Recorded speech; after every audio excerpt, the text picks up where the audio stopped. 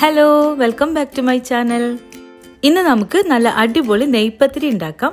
ഇതിനെ നെയ്പത്തിരി, എണ്ണപ്പത്തിരി, പൊരിച്ച പത്തിരി ഇങ്ങനെ പല ഭാഗത്തും പല പേരുകളിലാണ് അറിയപ്പെടുന്നത്.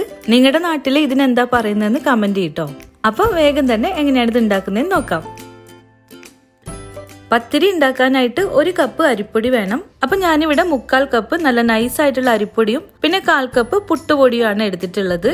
ഇങ്ങനെ രണ്ട് പൊടിയും മിക്സ് ചെയ്തെടുക്കുമ്പോൾ അതിൻ്റെ ഒരു ടേസ്റ്റും ടെക്സ്ചറും ഒക്കെ നന്നായിരിക്കും. ഇനി നമുക്ക് ഈ പൊടി വാട്ടി കുഴച്ചെടുക്കണം. അതിന് വേണ്ടിയിട്ട് 1/2 കപ്പ് വെള്ളം തിളപ്പിക്കാനായിട്ട് വെക്കാം. ഇതിലേക്ക് 1/2 ടീസ്പൂൺ ഉപ്പ് ചേർക്കാം.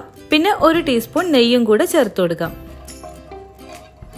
ഈ വെള്ളം തിളച്ചാൽ തീ നന്നായിട്ട് തന്നെ കുറച്ച് വെക്കണം. എന്നിട്ട് വേണം ഇതിലേക്ക് പൊടി ചേർക്കാനായിട്ട്. നമ്മൾ പൊടി ചേർക്കുന്നതിൻ്റെ ഒപ്പം തന്നെ വേഗം അത് മിക്സ് ചെയ്യണം. വെള്ളത്തിന്റെ അളവ് ഉപയോഗിക്കുന്ന പൊടിക്ക് അനുസരിച്ചിട്ട് ചെറിയ വ്യത്യാസം വരും കേട്ടോ. അപ്പൊ അത് നോക്കിയിട്ട് ചേർക്കണം. നന്നായിട്ട് ഇളക്കി യോജിപ്പിച്ചെടുക്കാം. വെള്ളം മുഴുവനായിട്ട് പൊടിയിലേക്ക് ചേർന്ന് ഡ്രൈ ആയാൽ പിന്നെ ഇത് കൂടുതൽ സമയം ഫ്ലെയിമിൽ വെക്കേണ്ട. കുഴയ്ക്കാനായിട്ട് ഒരു ട്രേയിലേക്കോ അല്ലെങ്കിൽ മിനുസമുള്ള കൗണ്ടർ ടോപ്പിലേക്കോ മാറ്റാം. ഇതിലേക്ക് നമുക്കൊരു തേങ്ങയുടെ മിക്സ് ഉണ്ടാക്കിയെടുക്കണം. അപ്പൊ അതിന് വേണ്ടിയിട്ട് ഒരു മിക്സിയുടെ ജാറിലേക്ക് 3 ടേബിൾ സ്പൂൺ തേങ്ങ ചിരകിയത് ചേർത്തിട്ടുണ്ട്. ഇതിലേക്ക് 3 ചെറിയുള്ളി ചേർത്ത് കൊടുക്കാം.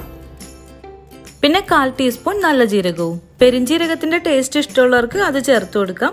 എന്നിട്ട് നമ്മളിത് മിക്സിയിൽ നന്നായിട്ടൊന്ന് ഒതുക്കിയെടുക്കണം. അരഞ്ഞു പോകരുത്, ജസ്റ്റ് ഒന്ന് ചതച്ചെടുക്കണ പോലെ ചെയ്താൽ മതി. അരിയുടെ കൂടെ നമുക്ക് ഈ തേങ്ങയുടെ മിക്സ് ചേർക്കാം. പിന്നെ ചേർക്കുന്നത് 2 ടേബിൾ സ്പൂൺ മൈദയാണ്. ഇത് ഓപ്ഷണലായിട്ട് എടുത്താൽ മതി. കുറച്ച് മൈദ ചേർക്കുന്നത് ഉള്ളിൽ നല്ലൊരു സോഫ്റ്റ്നെസ്സിനും പിന്നെ പുറമേ വീർത്ത് ക്രിസ്പി ആവുന്നതിനും നല്ലതാണ്. അപ്പോൾ ഇതെല്ലാം ചേർത്ത് നമ്മളിത് നന്നായിട്ട് കുഴച്ചെടുക്കണം. ചെറിയ ചൂടിൽ തന്നെ ഇത് നല്ലപോലെ കുഴച്ചെടുക്കണം കേട്ടോ. ഇപ്പൊ കൈക്ക് ചൂട് തോന്നുകയാണെങ്കിൽ കൈ ഇടയ്ക്കൊന്ന് തണുത്ത വെള്ളത്തിൽ മുക്കിയെടുത്താൽ മതി. എന്നിട്ട് വീണ്ടും കുഴച്ചാൽ മതി. പിന്നെ അങ്ങനെ ചെയ്യുമ്പോൾ പൊടിയിലേക്ക് വെള്ളം കൂടിപ്പോവാതെ നോക്കണം. മാവ് ലൂസായി പോകരുത്. മാവ് ലൂസായി പോയിട്ടുണ്ടെങ്കിൽ ഈ നെയ്പത്തിരി നമ്മൾ എണ്ണയിലിട്ട് പൊരിക്കുമ്പോൾ അത് പൊട്ടിപ്പോവാനുള്ള ചാൻസ് ഉണ്ട്. അപ്പോൾ ഇത് നല്ലപോലെ കുഴച്ച് ഇങ്ങനെ സോഫ്റ്റ് ആക്കി എടുക്കണം. ഇങ്ങനെ ഇത് സോഫ്റ്റ് ആയിട്ട് മാറുമ്പോൾ ഇതിലേക്ക് കുറച്ച് കരിഞ്ജീരകം കൂടെ ചേർത്ത് കൊടുക്കാം. കാണാനുള്ളൊരു ഭംഗിക്കും ഫ്ലേവറിനും വേണ്ടിയിട്ടാണ് കരിഞ്ജീരകം ചേർക്കുന്നത്. കരിഞ്ജീരകം ഇല്ലെങ്കിൽ അതിന് പകരം കറുത്ത എള്ള് എടുക്കാം. പക്ഷെ കഴിയുന്നത് കരിഞ്ജീരകം തന്നെ എടുക്കാൻ നോക്കണം. ഞാനിപ്പോൾ 1/2 ടേബിൾ സ്പൂൺ ചേർത്തിട്ടുണ്ട്. ഇത്രയൊന്നും വേണ്ട കേട്ടോ. നിങ്ങൾ 1/4 ടേബിൾ സ്പൂൺ എടുത്താൽ മതി. ഇതും ചേർത്തിട്ട് നല്ലപോലെ ഒന്നുകൂടി കുഴച്ചെടുക്കാം. മാവ് ഇങ്ങനെ റെഡി ആയി കഴിഞ്ഞാൽ നമുക്ക് പത്തിരി ഷേപ്പ് ചെയ്തെടുക്കണം. ഞാനിപ്പോൾ കുറച്ച് കയ്യിലേക്ക് എടുത്തിട്ട് നല്ല ബോള് പോലെ ഉരുട്ടി പിന്നെ അത് കയ്യിൽ വെച്ചിട്ട് തന്നെ റൗണ്ട് ഷേപ്പിൽ പരത്തിയെടുക്കുകയാണ്. ഇതുപോലെ ഇങ്ങനെ ഷേപ്പ് ചെയ്തെടുത്താൽ മതി. കയ്യിൽ ഒട്ടാതിരിക്കാൻ വേണമെങ്കിൽ കുറച്ച് എണ്ണ പുരട്ടി കൊടുക്കാം. എനിക്കിങ്ങനെ കയ്യിൽ വെച്ചിട്ട് ഷേപ്പ് ചെയ്യാനാണ് കൂടുതൽ എളുപ്പം. ഇതല്ലാതെ നമുക്ക് കൗണ്ടർ ടോപ്പിൽ വെച്ചിട്ടും ഷേപ്പ് ചെയ്തെടുക്കാം. ഇത് ഒട്ടിപ്പിടിക്കാതിരിക്കാൻ കുറച്ച് മൈദ വെതറിയിട്ടുണ്ട്. എന്നിട്ട് കുറച്ച് വലിയ രീതിയിൽ മാവെടുത്ത് ചപ്പാത്തി കോല് കൊണ്ട് പരത്തിയെടുത്താൽ മതി. ഒട്ടാതിരിക്കാനായിട്ട് ചപ്പാത്തി കോലിന്റെ മുകളിലും കുറച്ച് മൈദ തടവുന്നത് നല്ലതാണ്. നല്ലോണം അമർത്തി പരത്തരുത്. അതുപോലെ കട്ടി കുറഞ്ഞും പോകരുത്, ചെറിയ കട്ടി വേണം.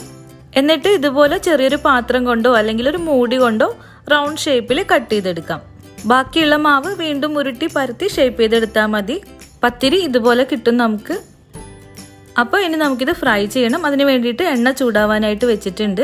എണ്ണ ചൂടായാൽ തീ മീഡിയം ഫ്ലെയിമിൽ വെക്കണം. ഹൈ ഫ്ലെയിം ആവരുത്. ഹൈ ഫ്ലെയിം ആയാൽ ഉൾഭാഗം കറക്റ്റായിട്ട് വേവില്ല. പത്തിരി എണ്ണയിൽ മൊരിഞ്ഞ് ഇതുപോലെ പൊങ്ങി വരും. ഒരു വശം ഒന്ന് ഫ്രൈ ആയാൽ നമുക്കിത് മറിച്ചിട്ട് കൊടുക്കാം.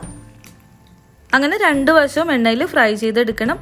ഇതൊരു ഇളം ബ്രൗൺ കളർ ആവുന്ന രീതിയിലേക്ക് ഫ്രൈ ചെയ്തെടുത്താൽ മതി. ഇങ്ങനെ ഒരെണ്ണം മാത്രമായിട്ട് ഫ്രൈ ചെയ്യണമെന്നൊന്നുമില്ല. 2-3 എണ്ണമൊക്കെ ഒരുമിച്ചിട്ടും ഫ്രൈ ചെയ്യാം.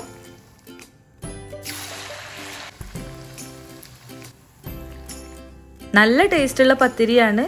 ഇതിപ്പോൾ വെറുതെ കഴിക്കാനായാലും കറി കൂട്ടി കഴിക്കാനായാലും ഒക്കെ അടിപൊളി ടേസ്റ്റാണ്. വീട്ടിലിത് ട്രൈ ചെയ്ത് നോക്കണം. നിങ്ങൾക്ക് ഇഷ്ടപ്പെട്ടാൽ അറിയിക്കണം. വീഡിയോ ലൈക്ക് ചെയ്യണം, ഷെയർ ചെയ്യണം, കമൻറ്റ് ചെയ്യണം. സബ്സ്ക്രൈബ് ചെയ്യാത്തവർ ഉറപ്പായിട്ട് സബ്സ്ക്രൈബ് ചെയ്യണം. അപ്പോൾ ശരി, നമുക്ക് പുതിയ റെസിപ്പി ആയിട്ട് ഇനി വീണ്ടും കാണാം. താങ്ക്